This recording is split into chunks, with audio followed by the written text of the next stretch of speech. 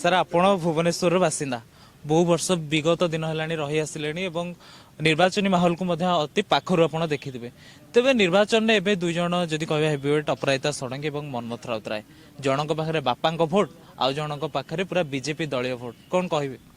ନା ସଂସଦୀୟ କ୍ଷେତ୍ର ପାଇଁ ଅପରାଜିତା ଷଡ଼ଙ୍ଗୀ ପାଇବେ। ସେ ଏଠୁ 5 ବର୍ଷ ହେଲା ଆଗରୁ ଅଛନ୍ତି, ଆଉ ଲୋକଙ୍କ ସହିତ ବହୁତ ମିଶିଛନ୍ତି, ସବୁଆଡ଼େ ବୁଲିଛନ୍ତି, ବୁଝୁଛନ୍ତି। ଯଦି ବା ବହୁତ ବୁଝି ନାହାନ୍ତି କିନ୍ତୁ ଯାହାହେଲେ ବି ତାଙ୍କ ଲୋକଙ୍କ ସହିତ ଟିକେ ଟଚ୍ ରହିଛି। ଆଉ ମନ୍ମଥ ରାଉତରାୟ ନୂଆ ଆସିଛନ୍ତି, ତାଙ୍କୁ ଲୋକ ଜାଣିନାହାନ୍ତି। ତାଙ୍କ ବାପାଙ୍କ ବଳରେ ଯଦି ସୁର ରାଉତରାୟଙ୍କ ବଳରେ ସେ ଜଟଣୀ ଫଟଣୀ ସାଇଡ଼ରୁ ଗୋଟେ ଭୋଟ ପାଇଯିବେ, କିନ୍ତୁ ସବୁଆଡ଼େ ତାଙ୍କୁ ପାଇବେ ବୋଲି ଦେଖାଯାଉନି। ତେଣୁ ମୋର ମତ ଯେ ହୁଏତ ଅପରାଜିତା ଷଡ଼ଙ୍ଗୀ ପାଇଯିବେ। ଜଣେ ଯୁବ ନେତା ଆସିଲେ ଅଧିକ କିଛି କରିବେ, ଅନେକ କିଛି କରିବେ, ତ ଯୁବ ନେତାକୁ କାହିଁକି ଭୋଟର ମାନେ ବିଶ୍ୱାସ କରିବେନି, ଅପରାଜିତାଙ୍କୁ ବିଶ୍ୱାସ କରିବେ? ଯୁବ ନେତା ନୂଆ ଆସିଛନ୍ତି, ତେଣୁ ତାଙ୍କ ଉପରେ ଭରସା କରିହେବନି। କ'ଣ କରିବେ ନ କରିବେ ସେ କଥା କିଏ କହିବ? ସେ କଥା ଗୋଟେ ଆଗରୁ ଜଣେ ଯଦି ପରିକିଥାନ୍ତେ, ଆଗରୁ ଯଦି ସେ ରାଜନୀତିରେ ଆମ ପାଖରେ ଟିକେ ମିଶିଥାନ୍ତେ, ହୁଏତ ତାଙ୍କ ବିଷୟରେ ଆମେ କିଛି ଜାଣିଥାନ୍ତୁ। ବର୍ତ୍ତମାନ ସେ ନୂଆ ଆସିଛନ୍ତି, ତେଣୁ ତାଙ୍କୁ ଲୋକ ସାଙ୍ଗେ ସାଙ୍ଗେ ଭରସାକୁ ନେଇପାରିବେ କି ନାହିଁ ସେଇଟା ଟିକେ ସନ୍ଦେହ ରହୁଛି।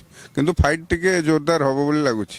ଆଗରୁ ଯଦି ଶ୍ରୀମୟ ମିଶ୍ର ଛିଡ଼ା ହେଇଥାନ୍ତେ, ତାଙ୍କ ଅପେକ୍ଷା ଇଏ ଟିକେ ହେଭି ୱେଟ୍ ଜଣାପଡ଼ୁଛନ୍ତି। ଯେହେତୁ ସୁର ରାଉତରାୟ ତାଙ୍କ ପଛରେ ରହିଛନ୍ତି, ସୁର ରାଉତଙ୍କର ପିପିଲି ଆଉ ଜଟଣୀ ଏପଟେ ଦବଦବା ରହିଛି, ତେଣୁ ସେ ନିଶ୍ଚିତ ଭାବରେ ବେଶୀ ଭୋଟ ପାଇବେ। ତେଣୁ ଫାଇଟ୍ଟା ଟିକେ ଜୋରଦାର ହେବ ବୋଲି ଜଣାପଡ଼ୁଛି।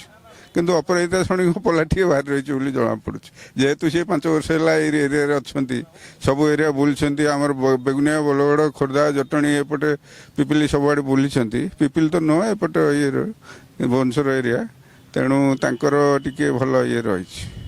ଦେଖାଯାଉ କ'ଣ ହେଉଛି, କିନ୍ତୁ ଫାଇଟ୍ଟା ଟିକେ ଜୋରଦାର ହେବ ବୋଲି ଲାଗୁଛି।